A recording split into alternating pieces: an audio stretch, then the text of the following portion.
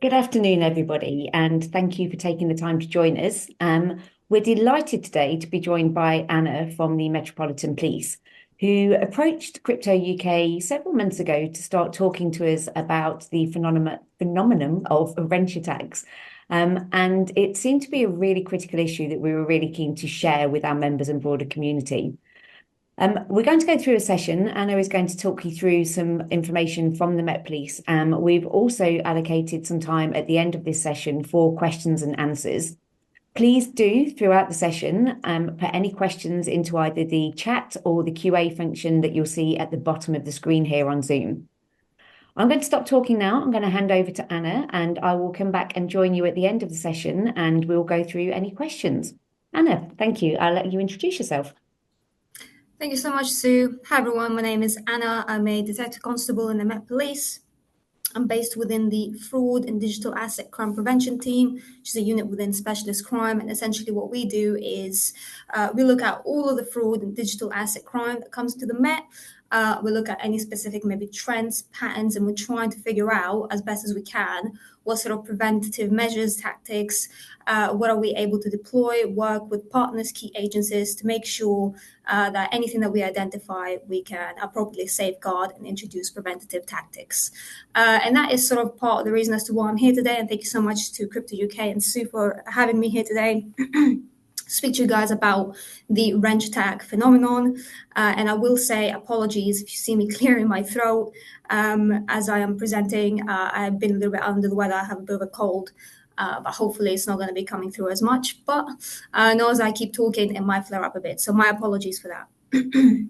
So as I mentioned, I'll be exploring the wrench attack phenomenon today, looking at some key cases throughout sort of globally and also a case that's featured in the UK, just to explore the question, are we seeing more of a shift towards the targeting of high value asset crypto users within the space? But this is not meant to be presentation to sort of fearmonger or raise concerns. It's not supposed to scare anyone. The purpose of this presentation really is to show the importance of increasing awareness of this phenomenon, because as you will see, as we'll keep talking about some of the cases and the trends and how we see this progress, it's actually very, very important that we talk about these cases more and more within the wider community. So I'm hoping that you can all see the slides. As I'm talking through, please let me know if like any slide gets stuck or anything like that. And as Sue's mentioned, I'm happy to take any and all questions at the end. Pop them in the chat and we'll go through them towards the end. So where does the term wrench attack actually come from? Well, funnily enough, it originated before the sort of popularization of the Bitcoin in 2009, through this comic, which was created in 2006 in the US by the XKCD comics. And it's really just an illustration to show how easy it is to exploit certain vulnerabilities or data or anything within the cyberspace by using something as simple as a $5 wrench. You may think now we're in 2025 with the rate and inflation, maybe it's not really that much of a $5 wrench. However, the analogy still really stands and it's used quite heavily within the crypto space to describe the ease of access to potentially a very high yield, financially a very good financial gain with a very low barrier of entry, something as a $5 wrench. And essentially all this analogy shows is that we have seen organized criminal groups engage in very low barrier entry activities, conventional criminal methodologies, something you would see in robberies, burglaries, kidnaps, in order to exploit vulnerabilities within the space to get a high return in financial assets, such as in cryptocurrencies. And why is the context? Why is this necessary? Why are we talking about it? And I'll mention some really high profile cases in a little bit. Some of you may be familiar, such as the French co-founder Ledger being attacked earlier in the year. But why are we actually talking about this as a whole, other than the high profile cases, is that we're seeing an increased threat within this landscape. And it's actually really, really concerning when we talk about some of the statistics worldwide when it comes to this phenomenon. And where are we getting all of this information from? It's actually coming through anecdotal experiences of high value asset users that are coming out in social media platforms, talking about their own experiences, or these high profile cases that I just mentioned, or also press reporting and media outlets that are coming out, sort of being concerned as to the disproportionality within our response and how frequently they're seeing these cases start to flag up. And it will make sense as I go through this as to why it's become such a concern for some people that might not be aware of what's happening in the space. And on the flip side of that, we've also seen people within the community say that this is a bunch of nonsense, that it's all just a fear exercise, it's not real, because there's not really a wider sense or an understanding of what it is that's taken place. And we often then see a lot of social media hype generated around cryptocurrencies, and the increased sort of adoption of this asset as a whole is perhaps also the reason as to why we're seeing such a all of a sudden hype in both ends of the spectrum, whether it comes to reporting by media outlets, but also by the perception of the community itself. As we all know, there has been a really and a massive upsurge within users in the crypto space by various reasons and means, popularization by content creators, social media, influencers and the like. That would also naturally also then see the increase within the threat. If there is not this, as we discussed, general knowledge of what is going on, if we're seeing an uptick of users within the space, but then they don't have the knowledge of what they can do to protect themselves, this is where the increased threat is coming from. And that's why it's so important to have a session like this to document and show how all of this is manifesting in the space. And we'll also see or explore what I'd like to call the wider context of the hybridization of crime. Conventionally, we would see phone thefts, robberies take place without there being any type of reach into sort of maybe the cyber element of it, whereas now we're seeing a lot of more of those, the physical and the cyber sort of intertwine more. It's what we're seeing in wrench attacks. There is more of a hybridization of this crime threat, which is why we need a two-pronged approach. We need to tackle this from a physical point of view, but also from a cyber point of view as well. So I'm going to go through just three of my prime sort of examples for this taking place. Some of you may have heard of some of these cases. This is a particular case that's happened in the US, from Florida. I think Remy Felix and his co-conspirators, this massive criminal network running that operated for a span of about 2-3 years, targeting crypto users predominantly. And this case is interesting to me because it again goes into this hybridization of crime. This initially started in 2020, where the group was getting access to the victims' crypto accounts and assets via SIM swapping. So SIM swapping fraud, you don't really see any sort of violence taking place here. It hasn't really quite bridged that gap. However, as I believe the group has seen the lucrativeness of this crime type and potentially what can be gained from it later down the line, we've seen that the group in 2022 escalated the crime type, and then it progressed as far as them then engaging in violent home invasions, attacking people at their homes, as with the wrench comic demonstrates, essentially using physical violence to get the keys and the access to the crypto assets. And I believe the reported cases that they've been kidnapping and using violence, approximately 11 victims across 4 states, coercing them to handing over their cryptocurrencies before then. I believe the main instigator was in court in July of 2023, right before they were about to commit another home invasion, which kind of uncovered this entire plot and the wider conspiracy of this group using encrypted messaging platforms to orchestrate these offenses with multiple actors, some of which were also overseas, which makes this really interesting because this is not a local crime type. This is not a crime type that just happened in a specific area or place. It can literally span across globally, across many countries.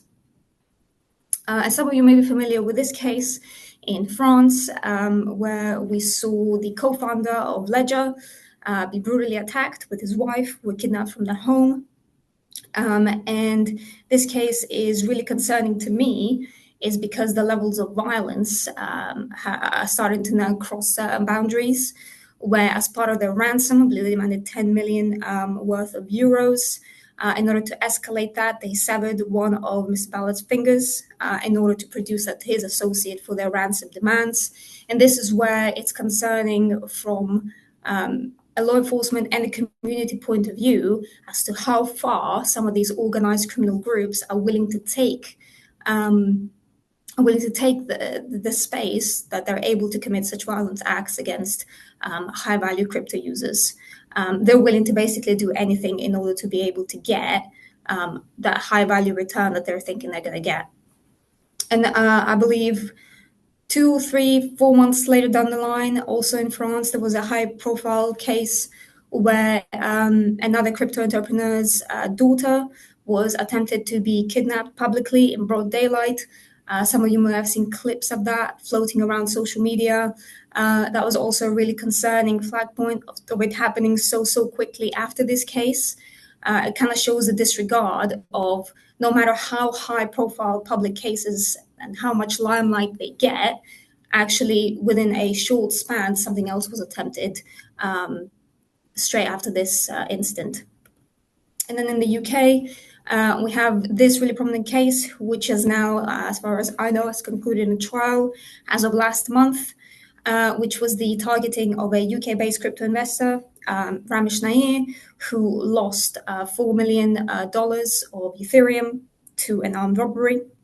It was an interesting case because compared to maybe the other cases that we looked into, this was not such a highly organized crime, and yet the yield and the financial gain that they were able to get, albeit unsuccessfully so at the end, thankfully, is still quite significant, which is why you can see why this crime type is so attractive to the organized criminal networks. And the reason why we think Mr. Nair was targeted was because he was well known on social media for having large amounts of cryptocurrency holdings. We also believe that the data may have also appeared through the alleged data breaches and also featured on other sources of information such as Companies House. And you can kind of see where some of the pitfalls may be when it comes to the access of information and where it can all be collated from and basically used against victims of this crime type. And this is an interesting case because you had 3 individuals that traveled from outside, they were not local, they traveled to commit this offense, and they attended the specific address of the victim, gaining entry, posing as delivery drivers before holding him at knife point, getting $4 million worth of Ethereum, which luckily 99% of it was able to be recovered. Because the law enforcement response was absolutely brilliant in this case. There's a lot of really good work that was done. And almost all of the assets were able to be recovered. So as you can see, just with those 3 brief cases, why this crime type is really attractive. It's no longer the case of engaging in burglaries or highly orchestrated burglaries and stealing vehicles or watches or other high value items when criminals are getting to the realization that actually if we can target someone that's holding millions and millions of pounds worth of assets, the profit that they get is going to be much larger, and the actual level of orchestration does need to be that high, depending on what they can get from all of these different sources of information we spoke about: social media, Companies House, breaches, all of the data that is available, open source. We all know the blockchain is publicly accessible and available. And the moment they get even a nugget of information about someone's cryptocurrency holdings, perhaps that person then could become a victim later down the line. And some of the victims that we have seen or has also been globally reported may themselves also be criminals engaging in some type of money laundering or other activities, would then become targets if they maybe do something they're not supposed to or think they can get away with something, which then later down the line would reduce the likelihood of that offense ever being reported to law enforcement.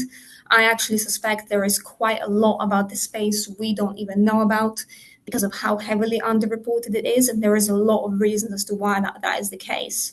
But there's also a lot of misconceptions just in general about sort of the crypto space and what law enforcement can and cannot do. It's not something that I'll be covering as part of this presentation, but there is a sort of perceived notion, really by victims or otherwise, that law enforcement, there's going to be a poor response, nobody will be able to really understand.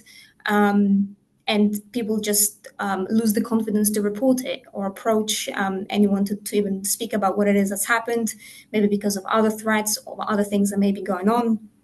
And also this notion that cryptocurrencies are hard to trace, and all of the other sophisticated methods of money laundering that can happen within that space. So all of these sort of notions that come together make the organized criminal groups actually find this quite an attractive crime type, because they just think, well, there's a higher chance that we'll actually be able to get away with this. So variations in offending, we have predominantly seen the three major crime types that take place in this space: kidnappings, aggravated burglaries, and robberies. What I'll also talk about later down the line is perhaps how some of these could be a precursor to an offense that will happen later on, specifically when it comes to phone robberies, and that being a particular problem in London at the moment, specifically when it comes to gaining crypto assets. Because if a phone gets stolen and somebody sees that perhaps the victim is holding a high value asset wallet, perhaps that victim could then be targeted later down the line for something like a wrench attack. But the interesting thing to me is that in majority cases that we have sort of seen is that the victim is in high likelihood chance already known to an attacker in some way, shape, or form. Either they've engaged with them before on social media, either it's someone that they know through friends or family. I've seen cases where someone was sort of popularizing their crypto dealings on Snapchat, and as a result, they were approached by an associate, a friend of a friend, who then lured them, and because they thought that they had high value asset yield through all of the advertising that they're doing on Snapchat, they as a result then became a target of a wrench attack. And a lot of it also stems from social media. Social media is a big sort of catalyst for this offending, because people don't really think about what information it is that they put out about themselves out there. We have seen recently, I believe earlier in the year, a social media influencer who posted a picture of her wallet online on her account. And I believe a couple of days later down the line, her home was burgled, and people came looking for her cryptocurrency holdings. And the interesting thing about this phenomenon as well is that it can literally be across the country, across different counties, international. It doesn't matter where it happens. There are no specific locations for this crime type. And we often see offenders travel from all over in order to commit these offenses, because they believe this is actually something really, really lucrative and they can get a lot out of it. So an area or location is not really a boundary to them. So assessing loss, we have seen, again, this is sort of an average estimate from a really small number of cases that we have seen, £660,000 worth of cryptocurrency, but also this also transgresses and sometimes goes into the physical as well, where other assets are stolen from the victim once the suspects have gained entry into some home residence, for example. But actually overall, no one really talks much about the emotional toll and how infringing this is upon the privacy of a person, and how impactful the financial loss itself can be, not only on the victims, but also their families and sort of the wider ecosystem of their life. I'll show you a very interesting case study that was done about interviewing victims of this crime type. And a lot of them said that actually they're very, very scared about the future and perhaps these organized crime groups targeting them again. So this is really something that will follow victims that come across this crime type throughout their lives, really. And I think that's really, really important to talk about as well. And also feeds into as to why perhaps we're not getting a lot of these cases reported as well. So what we're seeing within the international picture is actually very, very interesting. I mentioned geopolitical tensions, sanctions, all of these other sort of ways and means that force people to then transfer some of their assets into crypto, and perhaps then maybe painting them to be a target, depending on sort of what is going on. We have also seen peer-to-peer sort of interactions where people go to meet somebody in order to authenticate or validate transactions. And actually at that point is when they get targeted and robbed. A very sad case where a man was robbed over $300,000 worth of dollars in cash after they finished conducting a crypto trade in person. Or a really, really harrowing case that happened in the Philippines, where despite this victim giving over the assets, they sadly lost their life as a result. So you can see that the escalation within the violence is actually coming to a point where victims also sadly lose their lives when they come across this crime type, which is, in my opinion, very, very concerning. So where am I getting all this data from? Where am I picking these cases from? Actually, you can go out yourselves and do your own research, look into this, because I find it very, very interesting. There is a post on GitHub titled Physical Bitcoin Attacks, and it tracks the reported media outlets of all the cases that have come in relation to wrench attacks since, I believe, the end of 2014 to the beginning of 2015. And you can very, very clearly see, just by having a count of those cases over the years, the level of escalation, level of sophistication that has changed over time for these attacks, and sort of how they're progressing. I have seen multiple reports where it's the same victim that's being targeted over time. You can also pinpoint sort of international patterns of offending. France seems to be a targeted global hotspot for this offending for one reason or another. And also what you'll see over time is that businesses are also becoming a feature within offending, as people perhaps start their own crypto exchange businesses, or engage in the trade in some form of capacity. Then we're seeing businesses and crypto exchanges themselves being targeted, and also people that may be engaged within that business. So this is the interesting study that I mentioned earlier, conducted by Ordikian in 2024. She analyzed about 146 news articles, 37 online forums, and conducted multiple victim interviews in this crime type. And she came to the conclusion that actually there is a severe amount of underreporting in the area. And there's actually a lack of understanding of where the problem area is as a result of that. And we don't actually have a clear understanding of perhaps sometimes how threat actors are fully targeting these high value asset users. We know in some respect, but I feel like it's still very difficult for us to tell the full picture. And the interesting sort of statistic to me is that users actually have this general lack of trust in the industry. 7 out of 10 victims reported that they doubted the security measures that the exchanges, the information in which they hold about the user, which to me is a bit problematic, because if victims doubting security measures, then what can we do in order to make them feel more secure, and what are we able to provide them with that they feel more secure in this space? And then increasing that confidence within the users would also then increase their confidence to report it back to us. But again, that's why having these sessions is so important, because we need to find a way to reach out to the users, to the community, to the businesses, to spread this messaging and figure out ways that we can tackle it. And it is a multi-agency approach. It's not just one particular exchange needs to do this. Everybody kind of needs to come together in the community. And there is, as I mentioned, a real problem identifying threat actors as a result. And sadly, with what we are seeing is that there is an element of repeat victimization.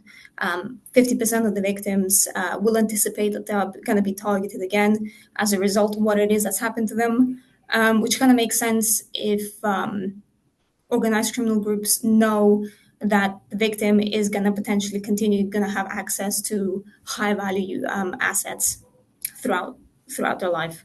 So they might come back at another point. Further attacks have been observed on victims following their information being compromised. This primarily stems from phones being compromised, or victims knowing that their data has been compromised in some capacity. And the really important thing here for me, as I mentioned at the beginning of the presentation, is this hybridization of physical and cyber.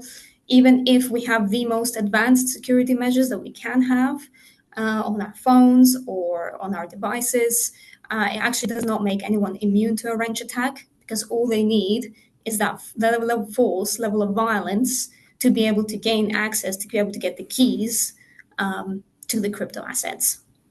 So there needs to be an incorporation of kind of both measures here, and we need to have more of a nexus between the physical and digital safety.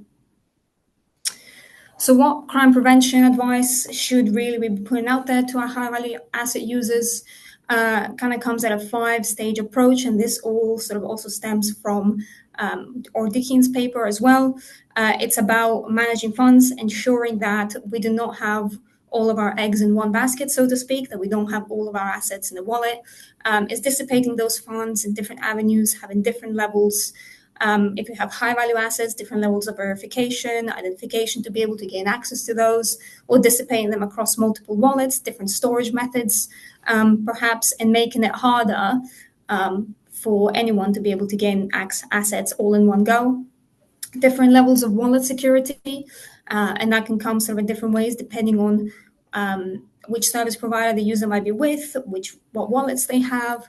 But it's about exploring sort of those options. Do they have a capacity to hide their wallets?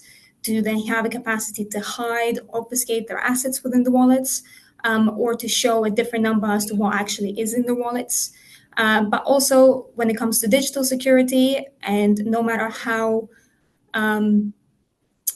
tight their security might be, it's actually really important educating them about the physical risks as well. So when it comes to public transactions, and this is not only for the individual, but businesses as well, we've seen businesses having sort of business meetings about validation and verification methods of their transactions. And that is being done, I don't know, in a hotel room, and they're being lured away to be sort of alone somewhere. And that is when the attack is orchestrated. It's more about spreading that knowledge to say, hey, if you do get a request to meet out in public, make sure that you never put yourself in a position where you're alone or isolated. We're not telling people not to avoid public transactions because that is just not feasible, but it's about getting them to think about what sort of risks, what sort of dangers are out there, and what to do. And also keeping a low profile, specifically for low and high value asset users, and not be part of a business or anything like that, but not widely talking about how many assets they have, how many assets they own, and not even, I wouldn't say to even talk about it too much around friends and family, because we've seen cases how people just like to talk, and they will perhaps mention it to somebody, then that person will mention it to someone else and someone else, and then perhaps it will fall into the wrong hands. So about keeping a low profile in general, not just on the social media, but in general with the conversations with other people surrounding within our lives, and just having that sort of public awareness, specifically around sort of phone safety and phone features, particularly in London, in central London, we've seen this shoulder surfing. People might see that you have access to a crypto wallet. They see the amount of assets, and perhaps you get painted as a target as a result. Just to have that general awareness around how many assets you're holding and actually who potentially has access to that information and what they can do with that information. So what action points are we trying to bring out to the wider industry, the wider community? For us, it's about enhancing sort of all of these awareness measures, training to staff, and just having as much as we can out there about this phenomenon taking place, because I think it's actually, despite some people thinking, hey, this is a fear, an exercise in fear, and that actually it's a bunch of nonsense. That's not really the message we're trying to send out. The message we're trying to send out is saying, hey, this is happening. Here is what you should be aware of, rather than sensationalizing this crime type and saying, oh, look, this person has lost their finger. Okay, it's happening. What should we be teaching the community to be aware of, and measures that they can be taken away rather than sensationalizing this crime type? What support are we able to offer, not only to high value asset users, but also law enforcement, should anything happen, transactional flagging, further delay measures. And actually, I think all really important in this space is addressing insider threats, and essentially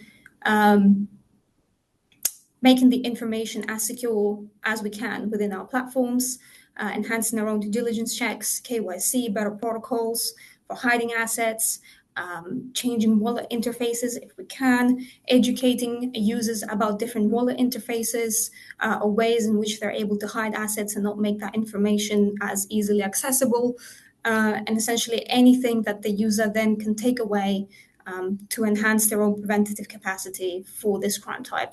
Panic signals, should anything happen, what would the user be able to do to inform someone as soon as is possible? Because what was really important to me is that we're communicating to the user all of these security features. As Rudikian papers mentioned, 7 out of 8 victims really doubted the security measures provided to them by the exchanges. And I think that's a really focal point to address, because we need to make the users feel safe within the platforms it is that they're using, and also know where it is that they can turn to for advice or help. I think that needs a lot more tightening up in that regard.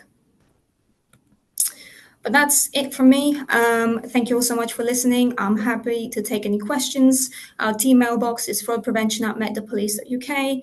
And as I mentioned, I'm Anastasia Bezanidou, and my contact details are on the slide as well, should anyone want to reach out. But thank you all so much for your time, and thank you so much for having us on. Thank you, Anna, and thank you for taking the time to go through that session as well. I think, as you say, it's a really important conversation that needs to be happening, and it is happening, and it's certainly something that we can't avoid. There's been a couple of questions that have come through, but we still have some time. So if anybody does want to add anything else, please do so, and we'll try and cover those off. Firstly, obviously, we've got a lot of representatives from the crypto sector here on the call. And I know you've touched upon some of the points there as to some of the areas that the industry could really help to support you with. Is there any kind of key takeouts that you would like people working within the crypto sector to really kind of, I suppose, hone in on and really kind of help you in terms of the prevention piece that's taking place here as well? Yeah, I think for me, the main takeaway, I know there was a lot of action points there, but for us would be the actual contact for law enforcement, and how easy it is for us to be able to reach out as soon as we think or suspect something may be going on. But also, even for the high value asset users themselves, is there any measures for them to be able to instantly notify someone that something is happening? As I mentioned, the panic signals, for example, to be able to introduce a key interventive point as soon as something is taking place, rather than, because we all know how quickly crypto assets move, takes a space of a couple of seconds sometimes. We need a really quick interventive point from a law enforcement point of view, and a high value asset user point of view too. So I think thinking back to the days of old school bank branches, it's that red button under the counter, isn't it? It's Yeah. like something that you can press really quickly that just alerts people. Mm-hmm. Something else that's been asked as well is around obviously helping the teams within these organisations and the exchanges to be able to educate and inform their staff. Do you have any other assets that are available or things that you could do in terms of connecting directly with some of the crypto exchanges and organisations to help them Yes. to upskill the people that they have working for them? Yeah, so our unit is more than happy to go and do an insight session about this, talk a little bit more detail about all of these measures and actually the points that are mentioned by the paper to in regards to security, and sort of explore all of that. We're more than happy if you guys want to reach out towards our mailbox, if we can sort of touch base and do another insight session with staff or anyone else that might want a little bit more about all of this. We're more than happy to do that. Excellent. Another question that's just come through. I don't know how easy this is, but I guess it's around sort of that anonymity piece as well. Obviously, all of the major companies that are registered here in the UK will have all of their directors' details publicly available on somewhere like Companies House. Are there any measures that can be taken to help protect people in terms of hiding that information or making it less available for people to be able to target them? Yeah, I would very much urge everybody to have a look at what information is publicly available about them on websites such as Companies House, and see what measures they can put in place in order to restrict that.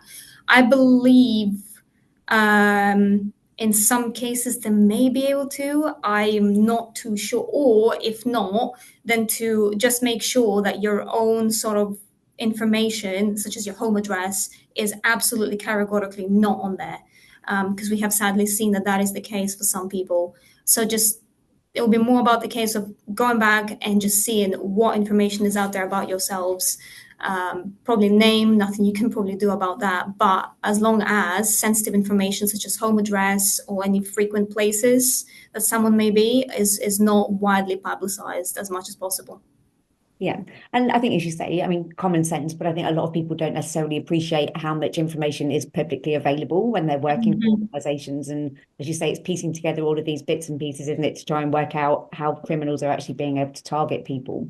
Mm-hmm. Just coming back to some of the trends that you were seeing, there's another question that's come through as well, to just ask whether or not you're seeing any differentiation between attacks occurring for people who have self-hosted wallets or for those of them that have exchange accounts. does there seem to be a real difference, or are you not really seeing any differentiation there at all? No, the reason I haven't really gone too much into our own data and statistic is because we don't, this crime type, there's not a lot of it that is being reported. So I don't want to perhaps single anyone out in this case because it would be very easy to find out who these people are. But because of the small case number, I think it's very hard to tell, to be honest, which is why we kind of need more of this community engagement so more people come to the forefront so we can actually start seeing the real picture. But at the moment, it's very hard to tell. Okay. There's no more questions that have come through, so I would just really like to thank you again for taking the time to go through this with everybody today. I think it's actually been quite reassuring for most of the people in terms of the comments that are here to understand that there are routes that people can go down. But I think, as you say, it's really important now that this is just the first stage in the conversation and that Yes. actually the wider community does engage. Obviously, anybody who's on the call, if they want to reach out to ourselves to find out more information, you can do that. Obviously, please contact CryptoUK directly. Obviously, your details and Anna are on the slides as well. The recording is going to be available. So if anybody wants to get in touch with you directly in terms of hosting any of the sessions and following up on this, then I'm sure you're very open to doing that because I think the more we can get the message out there, the better. Yes, 100%. Yeah, and thank you so much for having us because I think it's such a key conversation starter and a key point for everyone to be involved. Because the more we can keep the conversation going, hopefully we can save somebody. Even if we get one person to think, oh, you know what, I need to change that information that I have about myself out there, potentially saving them a lot for their own private life, their own financial, family life, and everything in between. So thank you so much. It's been an absolute pleasure. And thank you, Anna. I'm sure we will be hearing from you again at some point. But in the meantime, enjoy the rest of your day, everybody. And thank you for attending. Thank you. Take care. Bye.